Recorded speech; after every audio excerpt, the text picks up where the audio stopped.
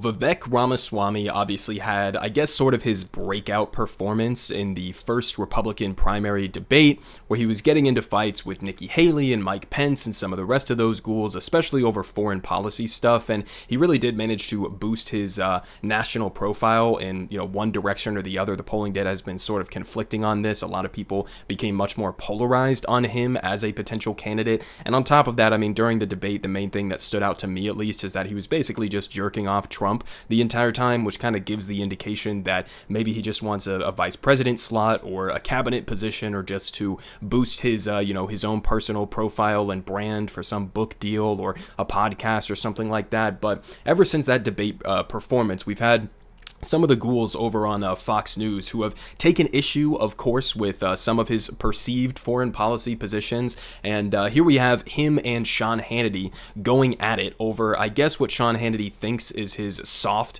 approach to Israel, or I guess sort of betraying one of the, top American allies in the region. And so he is going to attack Vivek from the right on his previous comments on Israel. But as you're going to see here, basically, not only are these guys pretty much on the same page. I mean, maybe Sean Hannity is a little bit more sycophantic to Israel, but Vivek Ramaswamy is going to give us a reminder in terms of how he is not actually like an anti-war, populist candidate or something like that, because he's essentially going to argue that he wants to import some of the apartheid government of Israel policies here in the United States. So let's just go ahead and jump into this, and I'll break it down as we go. I don't think we need to rehash old ground. I want to go over some of the issues, though. You said aid to Israel, our number one ally, only democracy in the region, should end in 2020. All right, just want to remind everybody that an apartheid state cannot, by definition, be a democracy. So the idea that Israel is our, our pro-democracy and isolated democracy ally in the Middle East is just completely ridiculous. And also, they're not our only ally in the Middle East. We're also allied with and propping up and protecting dictatorships in the Middle East, like Saudi Arabia. But they continue here. 28, and that they should be integrated with false. Their neighbors. I have an exact quote. You want me to read it? That's actually, I can tell you the exact quote. What I said is it would be a mark of success if we ever got to a point in our relationship with Israel, if Israel never needed the United States' aid.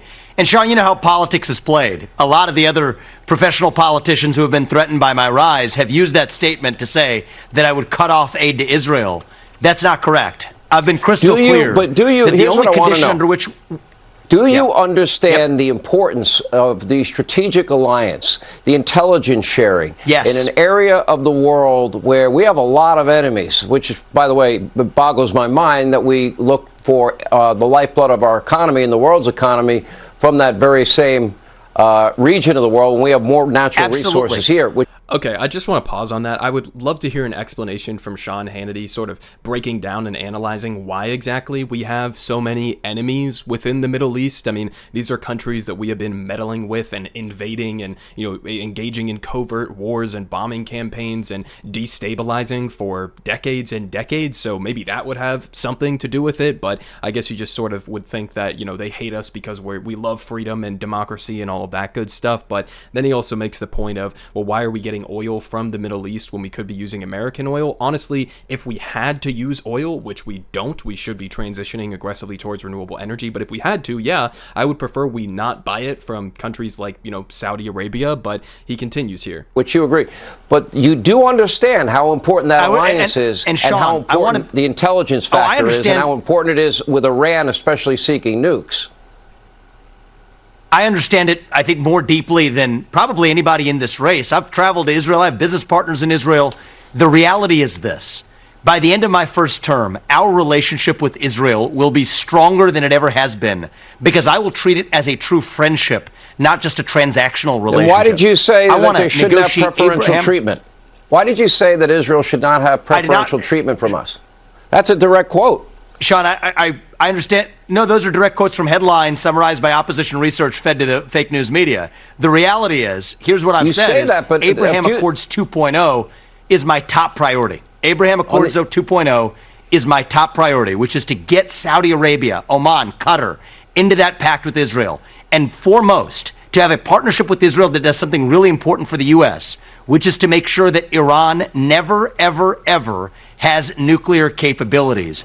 That's important to the United States. And the other thing I've said, Sean. Okay, so what's the actual strategy then for preventing Iran from obtaining any sort of nuclear weapons? Because just as a reminder, it was the Donald Trump administration, the one who he thinks is the greatest of this century, right? They tore up the Iran nuclear deal that was signed under the Obama administration, in which every single indication that we have said that it was working as it was intended to be working, and it was stalling at least or preventing them from getting a nuclear weapon. And that was, an actual deal that was diplomacy at work. What's your strategy? I mean, is it just trying to apply maximum pressure and threatening to invade or go to war with Iran if they continue on this path after we ripped up the negotiation that was in place? I mean, it's totally incoherent, but he continues here. Is that Israel's our friend. Good friends learn from each other. I would love Israel's border policies in this country. I would love Israel's tough on crime policies and strong national identity in this country. What exactly do you mean by that? What do you mean strong national identity? Do you mean an ethno-state? Is that what you're talking about? You want to form an ethno-state in the United States? What exactly are the boundaries of that ethno-state? Is it a white Christian ethno-state? I mean, this guy, as far as I know, he's not a Christian and he's not white as well. How does that work in terms of forming a national identity? That's the only thing I could possibly think of when you're referring to an apartheid government, when you're referring to a government that is explicitly an ethno-state, that is a self-proclaimed ethno-state, okay? That's what he's just referring to. So how can you say we want to mimic the national identity of that if that's not what you mean? And then on top of it, saying he wants to bring over Israeli border policies and their policing strategies. I mean, again, we're talking about a violent apartheid government here, and he's saying he wants to import those policies here to the United States, right? Okay, so completely deranged, but he continues here. I would love an Iron Dome like Israel has to defend itself against Hamas, which is a good thing for Israel. I want something like that here in the United States. Who's bombing us right now? Who's sending rockets flying across the southern border? What Iron Dome would we even need in the United States? I mean, are we getting invaded right now? What the fuck is he even talking about? So I don't read from the traditional GOP talking point binder that's handed to traditional candidates. That's true. That lends itself to being misquoted. But it's actually a much more authentic commitment to Israel on the substance than just checking off the talking point of saying that we stand with Israel. That's meaningless. I prefer substance, and that's exactly where I've gone in a lot of these long-form podcasts I've done. I know that most, if not most conservatives, unfortunately, I see Vladimir Putin as evil, a thug, a murderer, and he's trying to fulfill his territorial ambitions. I do believe we're going to watch China at some point try to fulfill their territorial ambitions with Taiwan. In the case of Ukraine, you make a great point, though. I mean, a sovereign country was invaded. This is first and foremost a European problem. They have not stepped up to the degree that was necessary to actually assist them and protect their continent. And Joe Biden throwing billions and billions of tax dollars, but yet putting handcuffs on the Ukrainians and their ability to fight the war, denying them Poland MiGs early on, denying there's not a real... There's only a situation where I see this becoming a quagmire because they want it to be a quagmire. Okay, so we're going to get to a little bit of the Ukraine stuff here, but I just want to pause and reflect back on what his essential conclusion there was on Israel. So don't get it twisted. He has absolutely no principled stance against the actions of the government of Israel, against the, the war crimes or the apartheid policies or anything. If anything, that's what he likes. And that's essentially what his position is, right? I mean, we went into this interview with Sean Hannity grilling him on, you're not pro-Israel enough. You're not sycophantic and bowing down to Israel enough. And we basically ended up with Vivek Ramaswamy saying, well, I'm not, going on these typical GOP talking points, but the things that I like most about Israel are the worst aspects of it, right? Their border policy, the national identity that he's trying to import here to the United States when he's referring to an actual ethno-state. So it's like, basically his position on Israel is, I am in support of the worst aspects of this government, and I want to import those over here to the United States. But let's just go ahead and hear what he has to say about Ukraine, because again, he was basically the only candidate on stage during the first Republican debate that said he would completely cut off aid to Ukraine. So let's hear what his answer is to this. Now, if you're gonna engage, if Europe wants to engage and defeat Putin, they've got to fight the war to win the war. They've got to have the tools to fight the war to win the war. The first responsibility should be Europe's. If the United States wants to help and aid them in their effort because they're targeting innocent men, women, and civilians, at that point, the U.S., I think, should be responsible for some help, but not the help that we've been giving, which basically comes with no responsibility or no plan to actually win the conflict. Well, there's also a further point, Sean, which is that if we had been energy independent in this country and had been an exporter of energy, Putin would have never felt he had the leverage to go after Ukraine. But there's a deeper strategic point now. No, we would be selling our Western European allies all of their energy needs, and we'd be becoming an oil-rich, energy-rich country. And I've said that countless times, but that's one of the key lessons we have to learn is energy independence and energy security is national security. But now, Sean, there's also a deeper point, which is that I worry we are now driving Russia closer into China's arms, and the Russia-China alliance is the single greatest threat that we face, and that's what I really worry about. It's already there. If there's an opportunity, Russia, China, and Iran. A new axis of evil is formed. So the question is, I want to weaken it. And I want to weaken it too. Okay, so I mean, again, listen, the idea that this guy is some sort of like a populist outsider, complete bullshit. The idea that this guy is somehow like anti-war, and I only say that because I've seen conservatives reference him as the most anti-war candidate in the field in this current Republican primary, which obviously looks like Donald Trump is going to dominate. But the idea that he's an anti-war candidate, completely laughable. I mean, this guy basically, he says that he doesn't want to continue giving aid to Ukraine in this ongoing war, and when he's actually pushed on, okay, so what is the negotiation you would want to come out of that? Do you want Putin to just keep the territory that they have right now? What's the strategy that you're looking to put in place?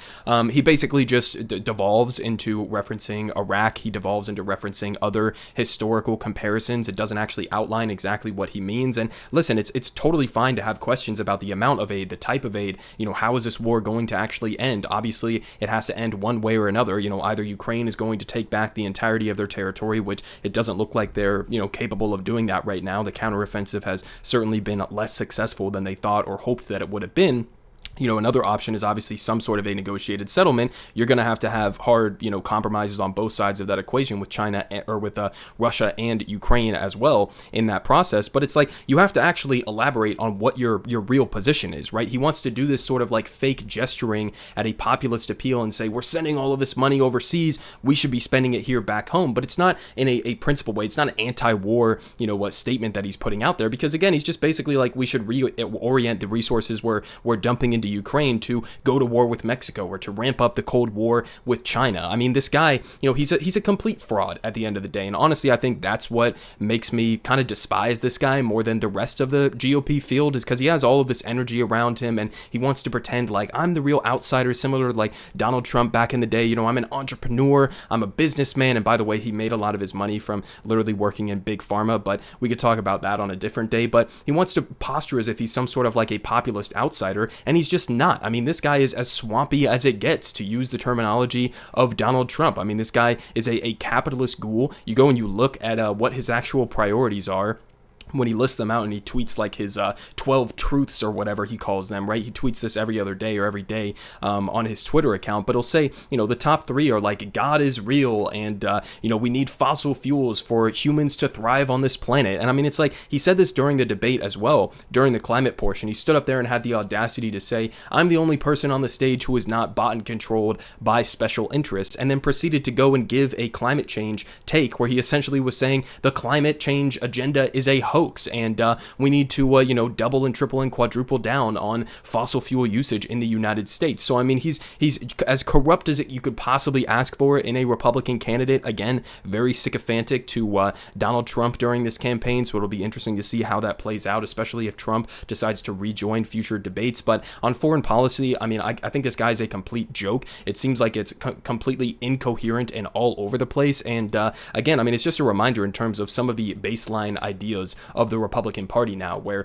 not only are we, in support of apartheid Israel, but now we want to import apartheid Israel policies and sort of like nationalistic identity here in the United States. And not only do we want to crack down on the border, but now we want to actually launch an offensive military campaign into Mexico, which would be effectively going to war with Mexico. So I mean, if one of these guys manages to get elected, to say the least, it is going to be an absolute disaster, especially on the foreign policy front. And I mean, again, notice how the only media pushback that he gets on any of this is just Sean Hannity being even more of a sycophant towards the government of Israel and acting as if they are perfect, acting as if they are a democracy, and acting as if even questioning giving them aid or conditioning the aid to Israel, that's some sort of like blasphemous statement. I mean, this is something that is, an actual leftist critique, is that we should leverage the, the billions of dollars in aid that we give to Israel that they don't really need at the end of the day anyways, but, leverage that aid to try to push them so that they are not implementing these same brutal apartheid laws and continuing to, go and commit war crimes with the funding that the American government is giving them. So it's a leftist critique. He obviously doesn't have that critique. And if anything, it seems like he's almost to the right of Sean Hannity, especially on the Israel position, because again, he's sort of picking and choosing the worst aspects of the policies of the Israeli government and saying, no, not only do we need to support them, we need to do that over here in the United States.